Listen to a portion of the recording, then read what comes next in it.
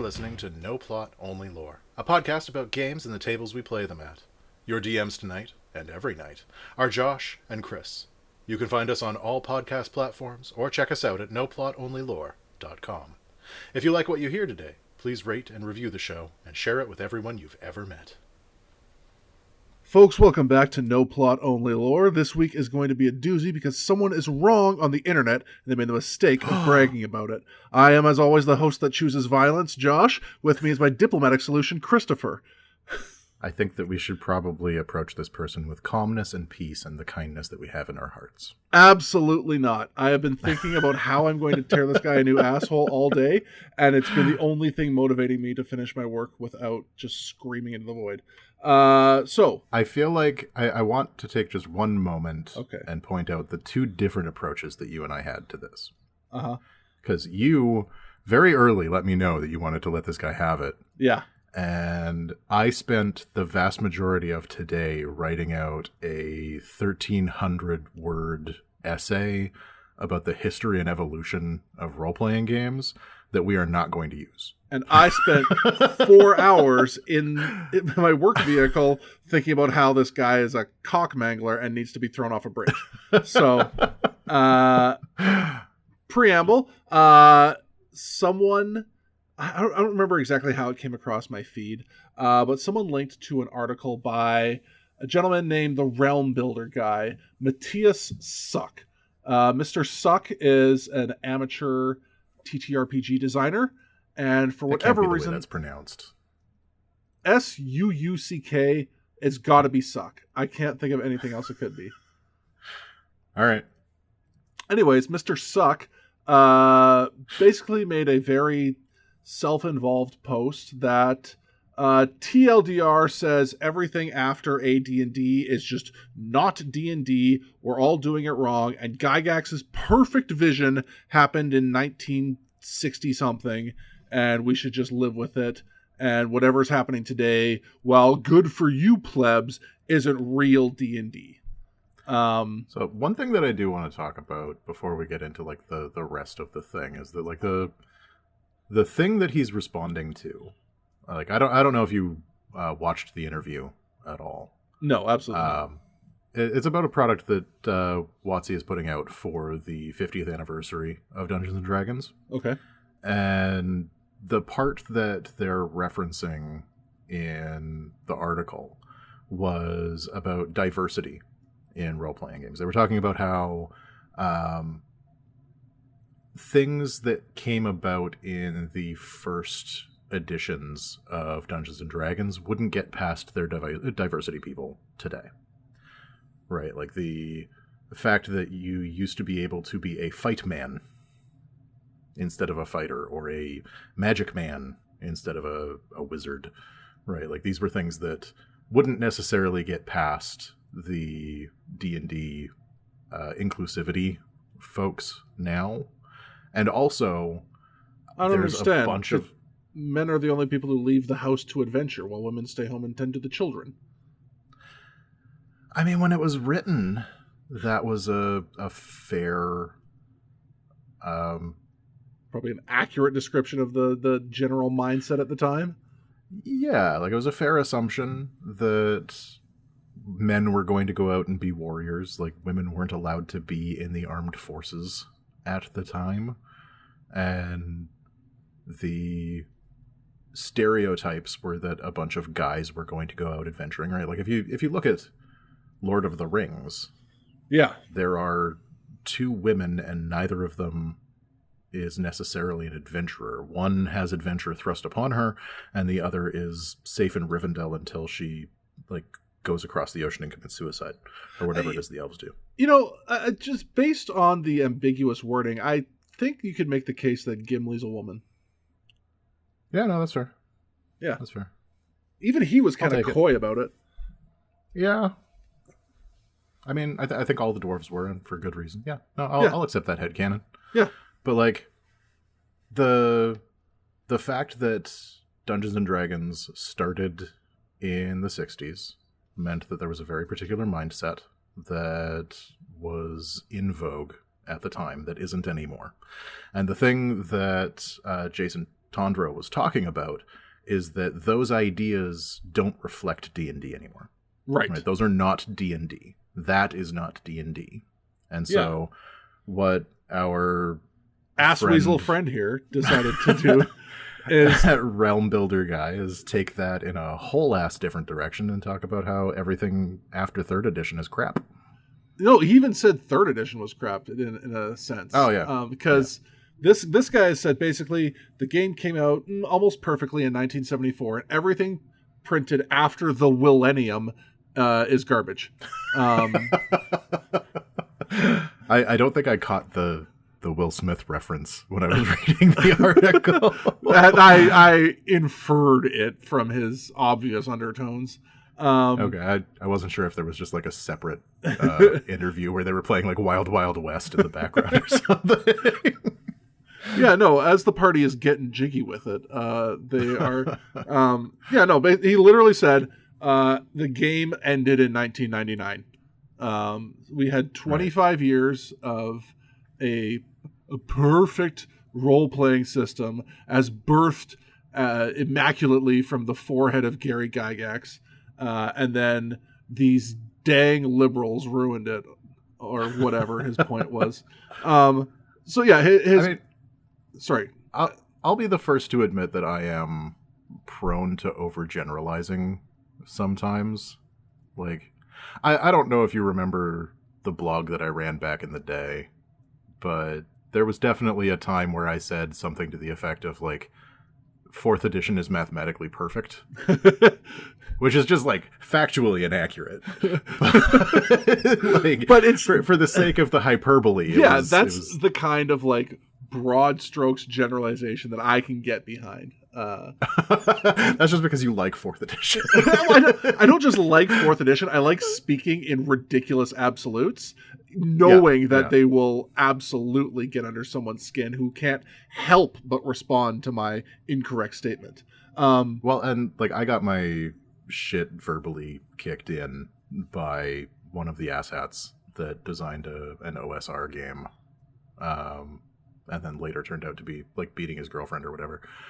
Because that's what they all do. They all harken back to the 50s and 60s where they could punch their girlfriend in the mouth to keep her in her place, and that's why they want to play that version of D&D, because it reminds them of the good old days.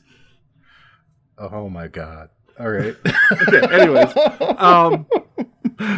So basically the thrust of his initial post here is that, like, hey, they made skills too easy. Like, he literally called insight like a truth serum and persuasion a mind control skill, which, like, it's always hilarious to me when these, like, bad DMs and bad players just tell on themselves online, because it's clear that, like, he's never once had a reasonable thought in his head, like, hey, maybe I should, like, just use that to slightly influence the conversation. Like, dice rolls are not absolute will of the gods on our game. Like, I am allowed to adjudicate, which is ironically enough what he wants the DM to be doing. It's just adjudicating rules. Well, I mean, one of the things that I love about insight in particular is that, like, yes, you can use your character's innate abilities to read people and read the room, but it's not mind reading. No, right? Like, you don't have an idea of what they're thinking. If they're hiding something, it might be about the thing that they're saying, or it might be tangentially related, right? Like, they're telling you something to avoid telling you something else. They're telling you a absolute truth, but they're telling a lie of omission, right? Like, there's no way for you to necessarily know that unless the DM tells you. Right. Right? If the DM just tells you, yeah, it seems like they might be hiding something, right? There's so many different interpretations of that, and so many different ways that you can take that, and so many directions that the results of that can take your game. Well, that's what's so funny about it, is that, like, it's completely at the DM's discretion. And so to say it's like there's nowhere in the rules does it say when you succeed on your insight check, you know exactly what that person's thinking. Mm-hmm. Like, either this guy's just been playing with bad DMs his whole life, or he is a bad DM because he expects everything to be spelled out for him, and then he can't, like, think critically. Well, and then like you've got like persuasion skills, which they do have some influence over a like verbal social interaction, but how you use that and what you're using it to do can be more interesting than just like I roll a d20, I get a 23, so now the guards are going to let us in to the bank. Right. Again, we're going to just walk into the bank vault. Yeah, again, it comes back to like maybe your DM shouldn't be dumb and realize that like at a certain point, no matter how successful you are at persuading someone, there's certain things you're just not going to do. Like no amount of talking is going to make the Brinks guy hand his gun and a giant sack of money over to you. Right? It's just not going to happen. I disagree with that point, but like it has to be because like you could set up a number of social situations in which you are slowly bringing the Brinks guy over to your side so that eventually the two of you can rob the Brinks truck together. Right? That sounds like a fun time. Sure, but you don't just like walk up to a guard and are like, ha ha ha, I'm persuasive, give me your pants. Like it just doesn't happen. By the power of my shiny charisma, you must do what I tell you. Yeah, exactly. So, you know, this guy has a very simplistic view of not just like D&D, but I think the whole world in general. But you know, he keeps coming back to the idea of like, oh, this game is too easy. There's too many like things that help you along the way. He complains that there's too many races that have dark vision. That light is too easy to cast. Like he wants it to be like light being a cantrip. I cannot understand why he's complaining that like people don't have to squint anymore. Like you know, he says, oh well. I mean, I guess people aren't tracking. Go ahead.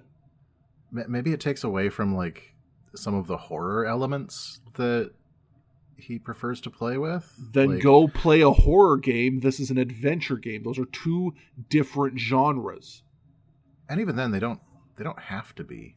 Like a creepy hallway is a creepy hallway, lit or nay. Well, yeah, like, it's not like he's like constantly casting like bright daylight. The sun is behind me. Like, yeah, you can see because you're holding a flashlight, but like. Maybe as a DM you could play with like, hey, the way people's like vision works is that at the end of that circle of light, it's actually darker than it would be if you didn't have light. So now like things are kind of almost invisible past that light, you know, like it's or like giving hints of creatures, right? Like that's always one of my favorite like horror things to do is like you see like a creature's knees. Yeah. Right? Like you see some otherworldly inhuman feet and knees, and there's just they seem mostly normal, but there's something just a little bit wrong with them. A barbed tail slithers around the corner out of sight. Like, oh, I wonder what that could be. Or like build your encounters so that they're utilizing the environment in different ways, right? Like have something skitter in the air vents above you. Yeah. Right? Like that there are answers to these problems. Yes. And the answer is not take away the ability to cast light as a cantrip because I can't think. He complains that like, oh, you don't have to track encumbrance and rations and water and ammunition. You could. You don't have to. You could. The numbers are in there. I was actually thinking... Just do it. Just shut up and do it. I mentioned to you recently that I thought it would be really cool to do like an early Paleolithic campaign that's like mostly survival based. Yeah. And just kind of like pull a bunch from the Dark Sun rules for like breakable equipment. Yeah, Arc the RPG. Like just make sure that you've got your rations and your water taken care of. And if you don't, then like actually one thing that 5th edition brought in a bit more into the mainstream of the rules is like their exhaustion rules. Yeah. Right. Like there are actually like there's an exhausted state that is damning. And so being hungry, being tired, being thirsty, those can actually have like a real mechanical effect on your attempts to survive. I think that's cool. Mm-hmm. I think that's a cool mechanic. Yep. And again, it's all in there. You're just choosing not to use it. And guess what? Mm-hmm. A lot more people are choosing not to use it. 'Cause that shit ain't fun. Again, it can be. It can be. But like for the most part, it's just paperwork It's just doing your taxes. It's like, Yeah. it's just minutia. Like he has the audacity to like put the scare quotes in there, like, oh, it's uninteresting or tedious and doesn't help move the story forward. Yes, exactly. Mm-hmm. Like that. If you don't understand what the purpose of a role-playing game is, and I don't think this guy does, then that's fine. You can stick with like, you know, your tabletop war games and your, you know, Napoleonic military simulators or whatever you want to do. Like if you really want to track encumbrance and rations and gasoline and water, then play the campaign for North Africa. That's fine. It's still out there and it hasn't changed much since the 80s. You can do that. It's fine. There's I've never actually played it. You shouldn't. But I'm just saying. Oh, okay. Like there's a whole bunch of like very specific minutia games out there in the wargaming world that are like, hey, guess what? You know what the real enemy is? Supply lines. Like, oh yeah. I love Avalon Hill games, or at least I did when I was a teenager. I haven't played one in many, many years. Yeah. And like, yeah, that is always the lesson, right? Your supply lines. Like Sun Tzu wasn't fucking around. No, there's big chunks of the art of war that are just like, hey, you idiot noble, you have to feed these people all the time, like every day. Logistics, and also all the time. I don't know if you noticed, but your horse eats a shitload too. Don't forget to feed your horse.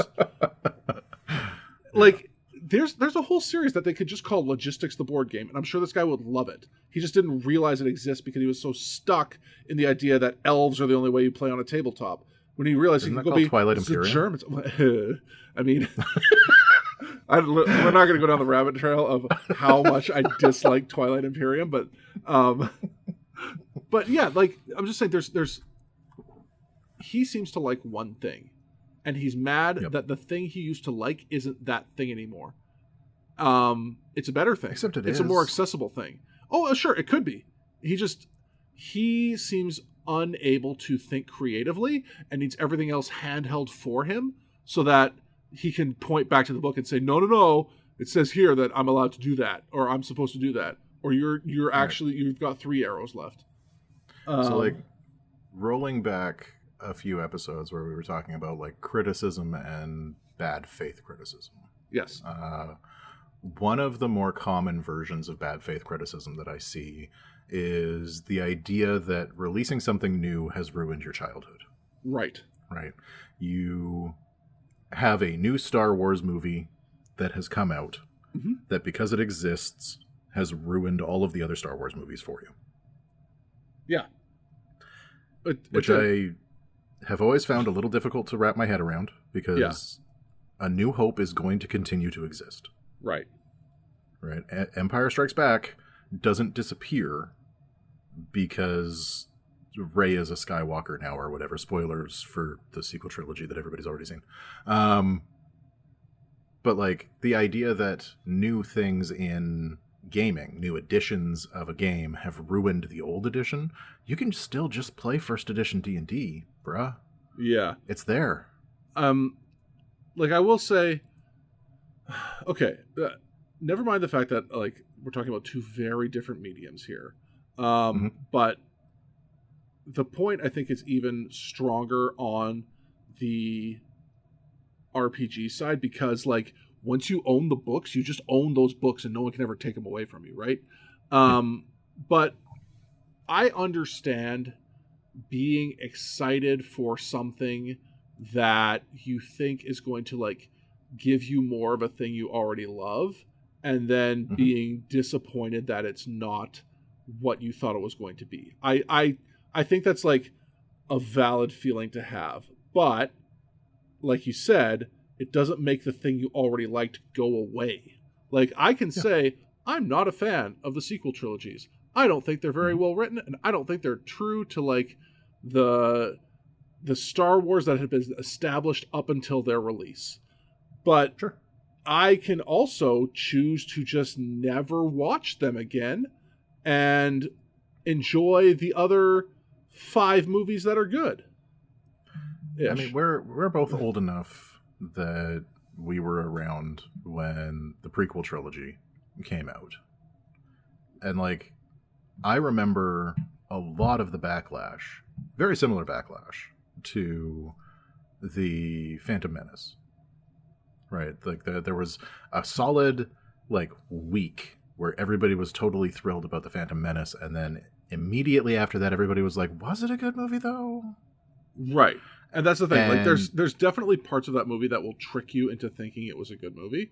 And then, you know, as you sober up from, you know, your honeymoon phase with the movie, then it's like, oh, right, actually, a lot of the stuff doesn't make sense. But like, the thing is I didn't particularly enjoy the prequel trilogy myself. Right. But I also recognize that for a lot of people, including my son, the prequel trilogy is Star Wars. Yeah. Right? It's the same level of Star Wars that the original trilogy was for me when I was growing up. Right. Right. And so I can't say that isn't Star Wars. I can't say that the sequel trilogy isn't Star Wars. Because to somebody, at some point, it will be. Okay. I understand the sentiment you're going for. I don't think... Listen, I'm just saying... We're fighting about Star Wars now. We started on the thing. We're fighting about Star Wars now. I'm just saying I don't think the sequel trilogy, given its like quality, is going to be Star Wars as we know Star Wars for a generation.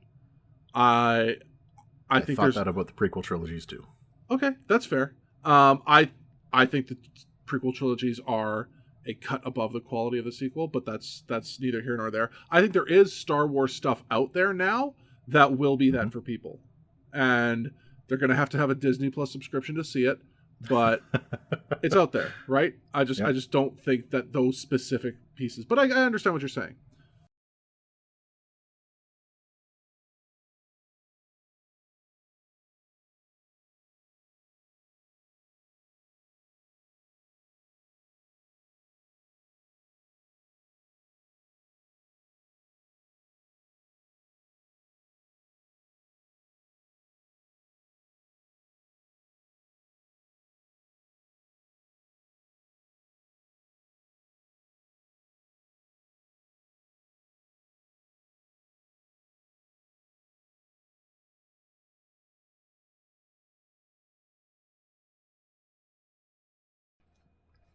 All right. So arguments about Star Wars aside. Okay, yeah, we got to get off Star Wars because we'll be here for 7 hours. Okay. Just give me a second. I want to just briefly state a couple of the points that he hits on that drive me insane. Right. Okay. One, his complaint that the role of the DM has shifted from rules adjudicator to like game facilitator, I guess. Storyteller? I think he used yeah, well, he also says that like, oh, well, you know, there's just so much to keep track of that DMs have to railroad people and fudge the dice. They gotta, you know, that there's yeah. He's like, oh, they have to be an entertainer and you know, they gone are morale checks, encounter reaction tables, random encounters, getting lost in the wilderness, and roaming monster tables. Yeah, all the dumb bullshit that was just a random roll of the dice that fucked your night up.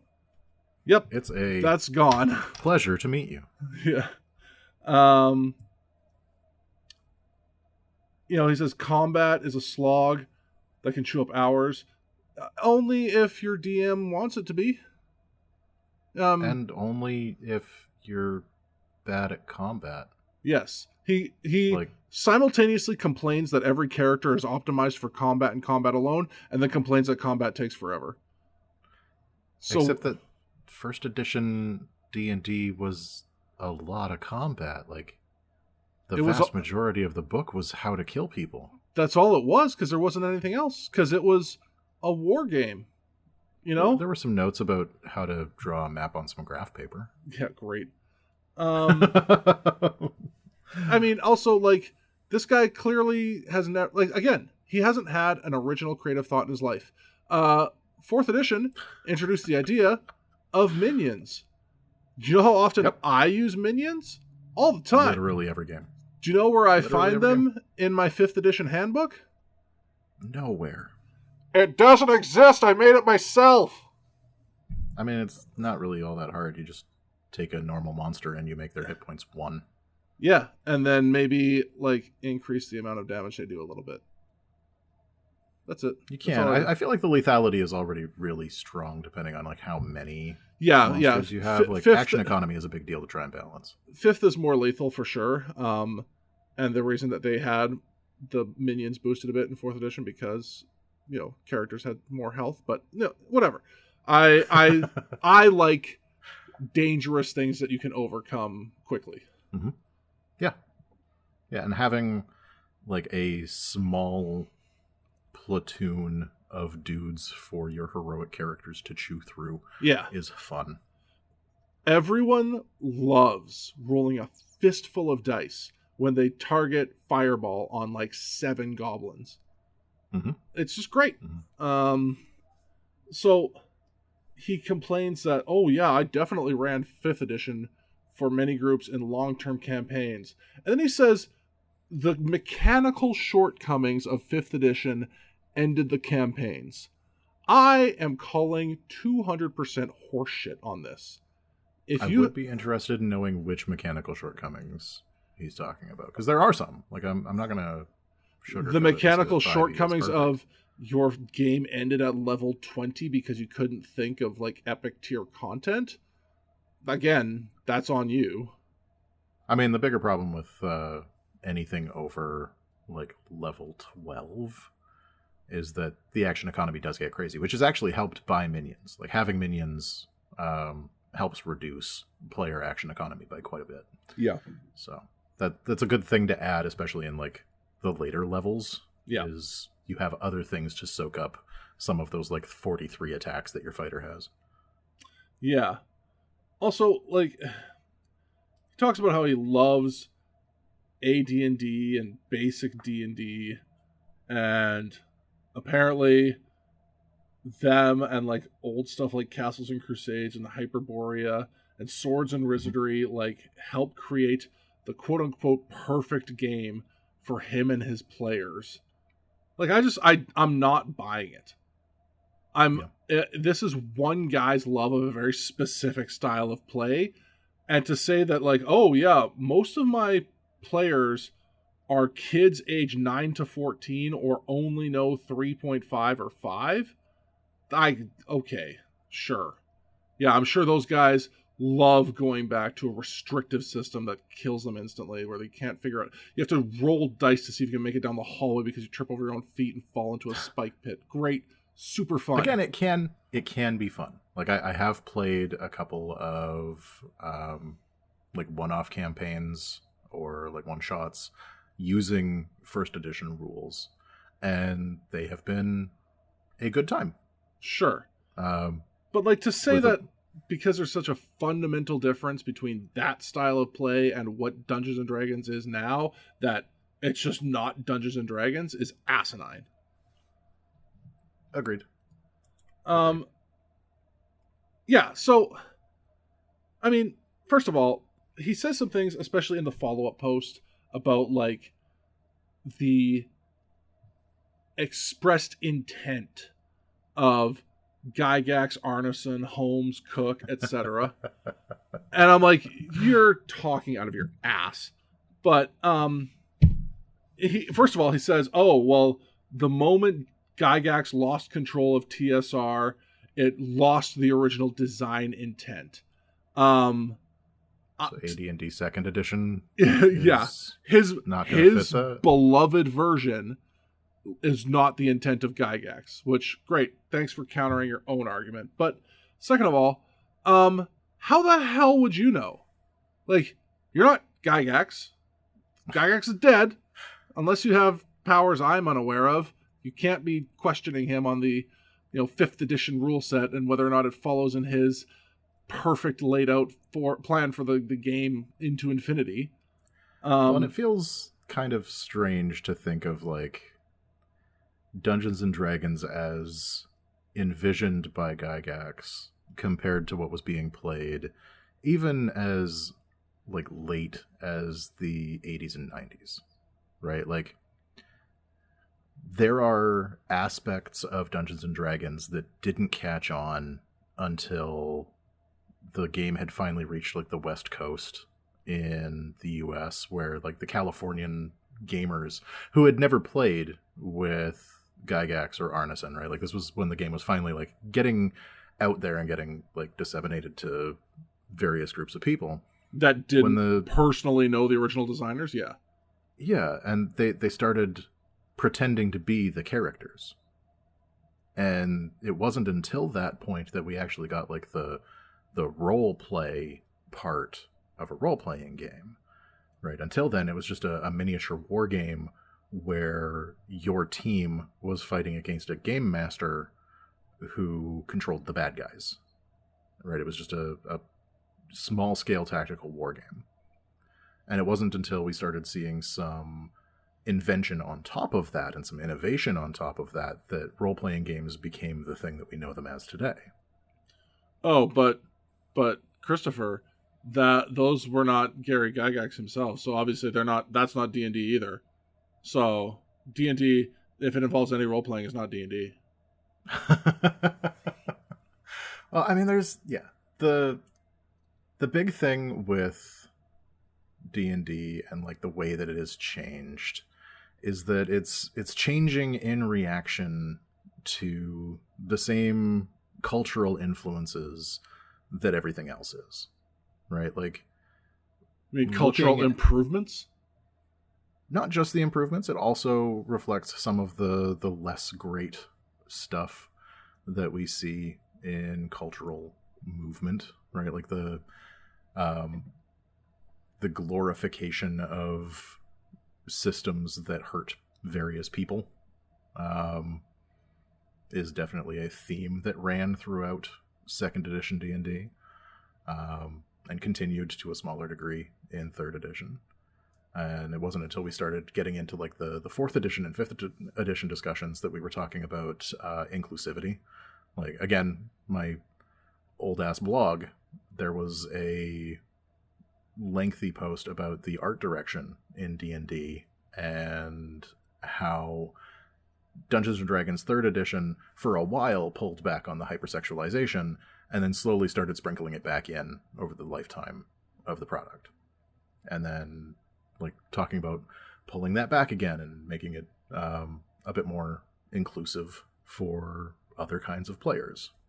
The fact that like there were so few people of color in the various source books and that sort of thing. So like those kinds of advancements also change the way that the game is designed.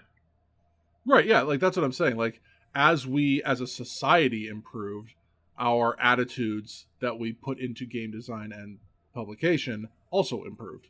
You know, as we started treating women like people, hey, guess what? We also added them to our role-playing games. Yeah, I just wanted to include the caveat that like that wasn't entirely progression. Right? Oh, like, sure. There was that there are dips and ebbs and flows in how that works, and sometimes we go back to treating people less well than we Sure. But I would say overall, it's an upward trend from where we started, right?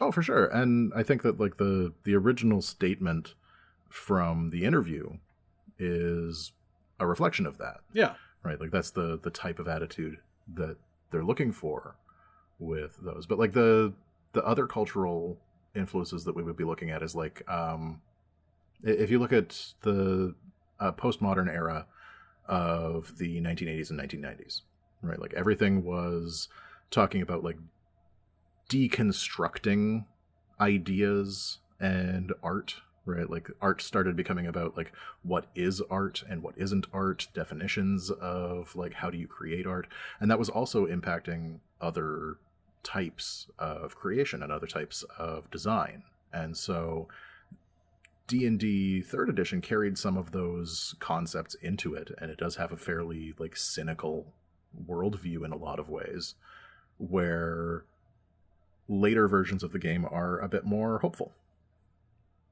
Yeah. Right, you've got like the points of light system where like your heroes are coming to save the day. Right. Like they are here to cause a benefit and change for the world, right? And D&D suffers from this less than other games. I think is actually one of the interesting points about that, because like D&D harkens back to and is beholden to design aesthetics from the 1960s, right? Like it still has those as holdovers for what it was creating in the 1960s, where like looking at a bunch of the indie games, looking at the Forge games were all about deconstructing like what is game, how do we make game better, what elements do you need for game, all of that. And they started to work those into the way that they designed their games. And now that we're looking at like meta modernism is, I think, the accepted term for like the art era that we're moving into. It's all about like finding a genuine and authentic expression of self, or a general like an authentic expression of thing. And we're seeing that a lot in the games that are being developed right now. Not so much in Dungeons and Dragons, but like a lot of the games that are being created around Dungeons and Dragons, we're seeing that. Right, so like those influences do impact how we design, and we start stealing things from the games that are designing in that way, putting them into the thing that we're creating, and hopefully building a better and more interesting product through it. Well, yeah, that's just where like it seems so clear to me that this guy just like doesn't understand design on a fundamental level, which is worrying to me, given that Mr. Suck here is apparently working on his own RPG system. But like, the fact that like he seems to have this idea that design should exist in a vacuum, free of outside influences, and never move past the original intent of the original designer is so reductive and like just like infantile thinking. Like it's a child's understanding of design. Like, the design is when one person has an idea and then they make it, right? It's not like, there's initial concept, like there's your first draft, there's people editing it, there's, proofreaders, there's testers who are going to see, hey, that design idea you had doesn't actually even work on a fundamental level. There's, like it blows my mind that he mentions that there's more people than Gygax involved in the creation of D&D, and yet, we're not staying true to Gary's vision. Like, well, right. Half of D&D that you love wasn't Gary's vision. It was other people improving the rough framework that he had. I mean, don't get me wrong. There are some designers out there that are worth lionizing, but I don't think Gary Gygax is one of them. Like, you can respect his influence on essentially creating a genre of gameplay, but he definitely didn't create like role-playing games as we know them. It like you said, instrumental in that creation. Yeah, but like you said, it took guys like Monty and took like the West Coast people to like add character. Like this guy didn't know the difference between a race and a character. He was just like, whatever, you're an elf. Elf is your whole thing. Like, if you want to lionize a designer, lionize Richard Garfield, lionize Reiner Knizia, lionize Uwe Rosenberg, guys who like are auteurs and put out huge amounts of content, not just like one game that they adapted from their basement, Or if you are looking at somebody who's doing like one game, look at somebody like Rosewater. Sure. Right, who has been designing the same game for 20 years and keeps bringing fresh stuff to it. He keeps bringing fresh stuff to it, and he's got a fantastically design savvy mind. Well, and that's the thing. Right? His background and his education are clearly, and the thing he's passionate about is design, not just like playing a game with his friends, but like he's got a whole lectures out there about like, what does it mean to design something, and like what are your objectives when designing. Like, I don't think Gary had many objectives when he was designing D&D other than, I want to play Lord of the Rings with my friends and I need someone to take on the thankless job of being all the monsters. Like, I'm serious. Like, Gary mostly played the monsters, but yeah. Well, but that's what I'm saying is like, he didn't have like a commercial end to his design, which, say what you will about capitalism, but like Rosewater having to have like consumers that he's accountable to really sharpens his design logic and reasoning and methodology into something that's like actually productive. I don't think it's just that either, though. Like, I think the fact that he is looking at design in a bit more of like a holistic direction, right? Like the thing that I remember him talking about that impacted me the most in design was Dieter Ram's 10 Principles of Good Design. Right. Right. And like, I wouldn't have come across Dieter Ram's otherwise, right? Like, I wasn't familiar with his work. The guy's a production designer. He makes stuff, right? Like, this was a guy who his designs were radios and chairs. But these are the people that good designers, great designers, are pulling from when looking at how to create something that's going to be meaningful to people. So, and I'm not sure that Gary necessarily had that background as a designer. I feel confident in saying that he didn't. Yeah, like it's so like apparent to anyone with any amount of like critical thinking skills that the first draft of something is almost never the best version of it. Right. You know, even like as much as, you know, I can say that like, yeah, like Garfield came up with almost the perfect card game on like his first go. But again, Real almost. Like it still took refinement. He still had some things in there that just really would not be healthy for the long-term longevity of the game that had to be like curtailed, right? Well, like the 700-page rule book for like the advanced rules for Magic the Gathering definitely speak to that. Yeah. Yeah. But like the framework was still really, really good, but it still wasn't perfect. No. The same goes for any medium. I mean, the first draft, this guy's talking about this, essentially what I would call like the second draft of D&D, and saying, it was perfect. I'm like, oh, no. That was like, first of all, pretty close to the original. And like, yeah, even then, like it made some significant changes that, might not be in line with Gary's original design or whatever.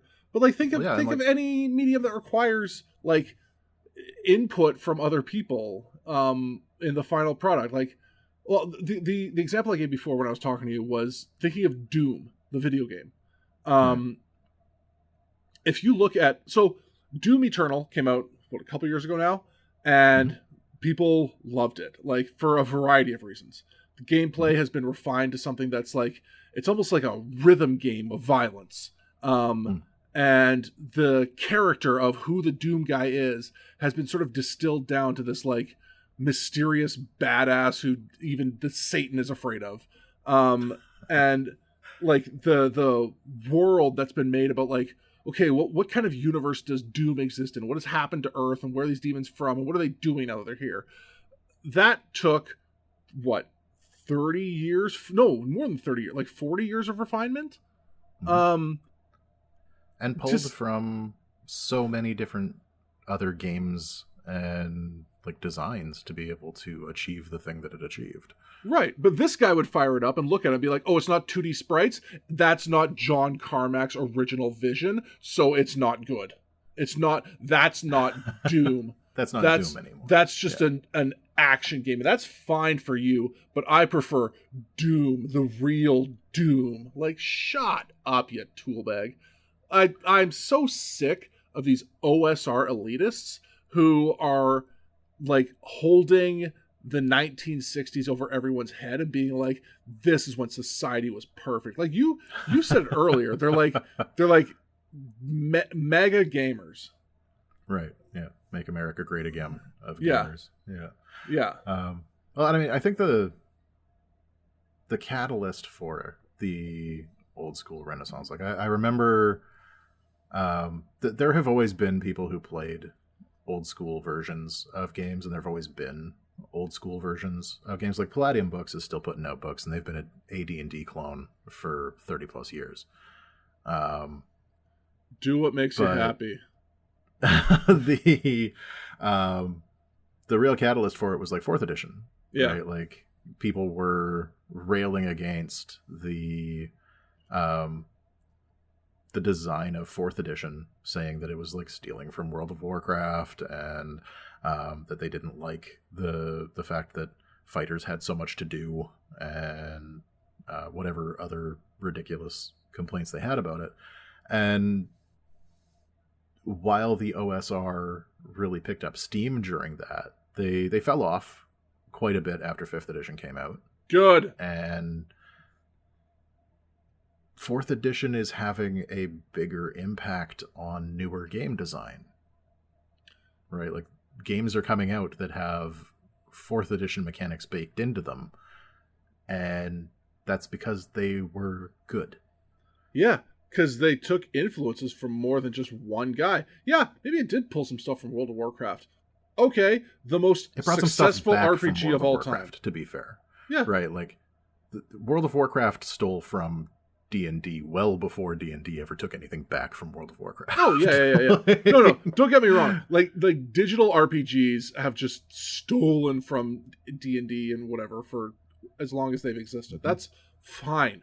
But again, they had iterations and time to learn. Like, we weren't publishing 4th edition and being like, wow, they really stole some ideas from Ultima Online. Like, no, we just took like the most revised and like engaging version of RPGs at the time and found a way to put it on the table. Like, I genuinely don't understand why people railed against like every class being engaging. Like, why is that a bad thing? Which why D&D video game was it that was still using 2nd edition? It was one of the Forgotten Realms ones. I think it might have been the first Baldur's Gate. Yeah, and I haven't... Or maybe Neverwinter Nights. I've tried and bounced off of basically every single, like, strict D&D video game out there. Because they just...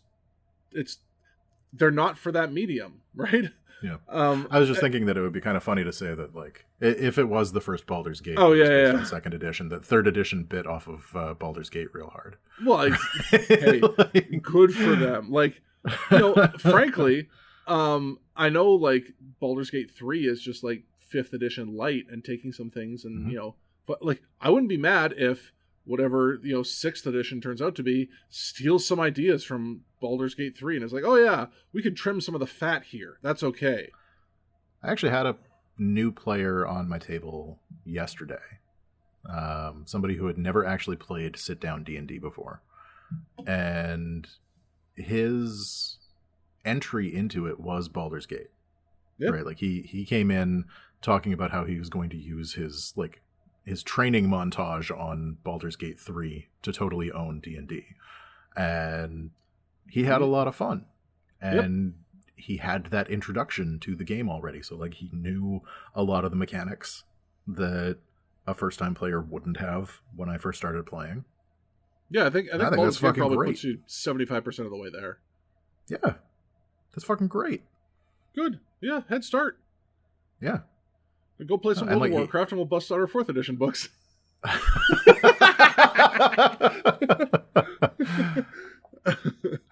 I don't know where my 4th edition player's handbook is, actually.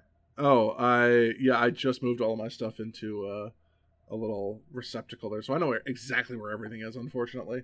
I think I lent it to my son. Oh, yeah. It's somewhere in his room, but... I mean, I still... Like, even when planning 5th edition stuff, I go back to the 4th edition books for inspiration. I mean, not just because I own, like, 95% of them, but, like, they just... That whole system was, like... Again, we've talked about this, like, taking design chances and, like... whoever was running the team that was, like, designing 4th edition, someone told them, like, hey... It's okay to be, like, to throw caution to the wind, you know? Because the thing we've been doing up until now hasn't, like, broken through to the mainstream, you know? Well, like, and 4th edition solved problems. Yeah. Right, like, it came in and it saw problems that were common to D&D from 1st edition through 3rd. and it came up with some new and interesting ways to try and solve those problems. Yeah. Did they all work? No. Were they fucking cool? Sometimes. Most of the time, Like, yeah. one of the things that I love about some of the games that are coming off of 4th edition, like Lancer has mechanics that allow you to let your friends do stuff. Yeah. Very Warlord. Yeah. Right. And like building interactions into the game as move sets. Yeah, is yeah, an yeah. interesting, cool way of handling that. Yeah. Right. And I'm super happy to see that there are other games that are pulling from that well, because it does solve a problem of waiting for my turn is boring. Yep. Right. Like combat can be as interesting as you want it to be. And like having combat can be boring sometimes if what you're doing is waiting for your turn. Yeah. So giving people a way to let other people do stuff when it isn't their turn is great for engagement. Yeah, yeah, yeah. Right. And those are the kinds of problems that 4th edition swooped in to try and solve. Yeah, I mean, But it really played with the idea of like, what does a player turn mean, and like, you know, how can we make everyone feel engaged 100% of the time, and like, what does engagement mean? Does it just mean like Right. I wait for someone to walk by and react and hit him with a stick, or like, am I, you know, manipulating the battlefield, or just giving my friends an opportunity to shine? You know, It's too bad it isn't real D&D. It's the most real D&D, frankly. We've taken sides in the edition war, for sure. Yeah, definitely. But like, 5th edition is also pulling from some interesting sources. Yeah. Right? Like, the focus of it feels very much like a return to form of 3rd edition. Yeah. But it has streamlined a lot. Yeah. I know that like one of my favorite mechanics from 3rd edition that they didn't bring over into 5th, touch AC versus flat-footed AC versus AC. Yeah. Right, like having your different kinds of AC. And like, while I miss some of that, and I have considered bringing it back into my game, yeah, every time I've thought about bringing it back, I've realized how clunky it is. Yeah. Right, like how much complexity it's adding to an incredibly simple mechanic. Okay. Right, and so like that kind of streamlining and focus is good to see, but like in a lot of ways 5th edition feels like it was built by committee. Yeah. Yeah. And didn't necessarily learn all of the lessons that it could have, because like it did pull very heavily from the OSR.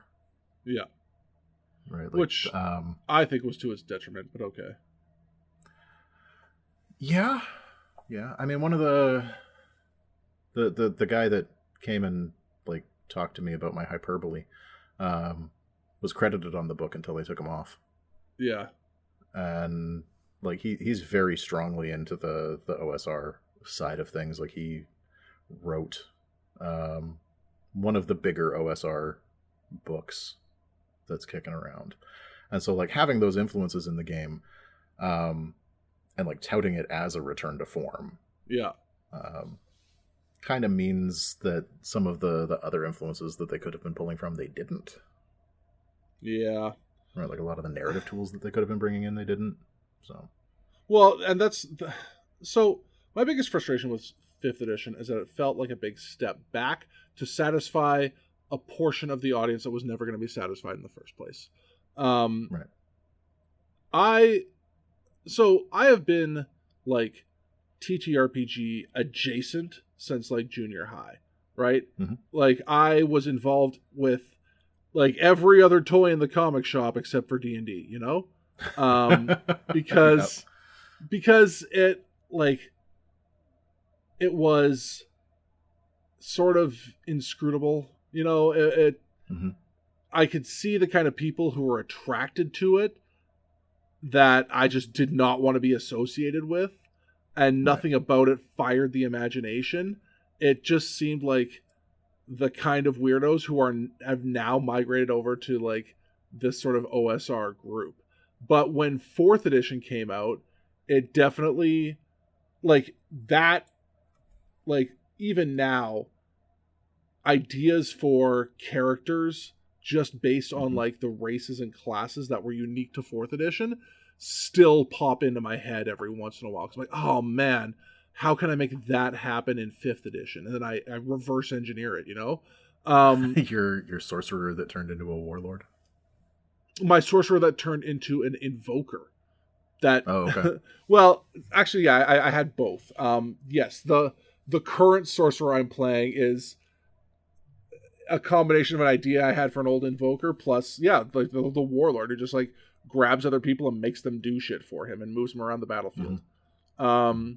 But like the blandness that they brought back from trying to please these old grognards who just love to complain about any progress whatsoever, like really, I think was a detriment to the whole. And I think D&D right now is doing well in spite of itself, because it Right. found, for whatever reason, a generation of particularly charismatic people to champion it to the world. But Mm-hmm. if the game itself was trying to sell its product to people without those people, would not happen. Well, there are stronger candidates for the type of game that Dungeons and Dragons wants to be right now. Right? Like, Burning Wheel has a version that is specifically geared towards adventuring that is fantastic. I can't remember what it's called off the top of my head. Yeah. Dungeon World, despite having been designed by somebody who is apparently a dick weasel, very strong in the way that it was designed. Like the Apocalypse World games are fantastic. Yeah. And I felt that Dungeon World really accomplished what the OSR was trying to do, while wholeheartedly embracing new technology. Yeah. Right? And like making the game slick and fun and constantly moving forward and engaging in a way that didn't involve all of the niggly bookkeeping. Yeah. So, and I feel like there are a lot of games that are coming out that fill that niche in cooler ways. Like, do we really need another dungeon delving game? Yeah. Yeah, that's fair. I don't think we do. I don't think that we need a ton more dungeon delving games. I want to see other cool, weird shit. Yeah. Give me stuff like what was that one with the forest sea, like Wild Sea or something? Yeah, Wild Sea. That's fucking weird and cool. I'll play that. Yeah. Or again, going back to Lancer, right? Like, give me a book that's just chock full of mechs that do weird and interesting things, and the pilots who do weird and interesting things with them. Yeah. And then let me go do mech fight. Yeah. That seems like a fun time. We don't have enough of those. We don't have enough mech games. Oh, yeah, I'm 100% with you on that. I want there to be more mech games. I really don't need to live in like the BattleTech world anymore. Have you taken a look at Lancer? No, I haven't. I really should, because I got. Oh, you need to. Yeah, I got hung up on like just having giant mechs punch each other. Yeah, which is like, yeah. That's kind of my only desire in life. But I The can't. learning curve. It's not The even learning curve is real hard. It's not even the learning curve. I can't do their stupid politics anymore. Mech World politics? Yeah, I just don't care at all. Like, give me... It's so dry to me. Just give me something like schlocky and pulpy and interesting. And not just like, well, the house that had its third sire cloned to marry the... Shut up. Yeah, it doesn't need to be Dune. It really does. It wants to be Dune so badly, but it's just... like, and at face value, like, Dune plus giant robots sounds like a good time, but it's too heavy on the Dune without any of, like, the weird space wizards. Well, the Macross games came out from Palladium, so definitely don't want to be playing those. Ah, no, that's weird. That's weeb shit. As a guy who, like, builds Gundam recreationally, you weeb shit. Yeah, fuck your Japanese nonsense. Get your weeb stuff out of my role playing game. I don't know how hard it is to explain that, like, when I go into, like, the store and I just want cool robots, I do not want to talk to the guy working there about any of the series of any of the Gundams. I don't watch them. I don't care. Just give me big robot with gun. It's every single time. It'll be like, oh, but Iron Blooded Orphans is so cool. I'm like, I don't care. He's got a sword. That's all I want. But how is he going to, like, upsell you on your waifu pillow? Put a robot on it. I put a Gundam on the body pillow, and I will snuggle that turret-titted bastard all night long. Hey, thanks for making it all the way through this episode of No Plot Only Lore. If you're looking for more, you can always find us at noplotonlylore.com and on all the very best podcast platforms. If you like what you heard today, please share, rate, and review the show to feed my never-ending need for attention and validation.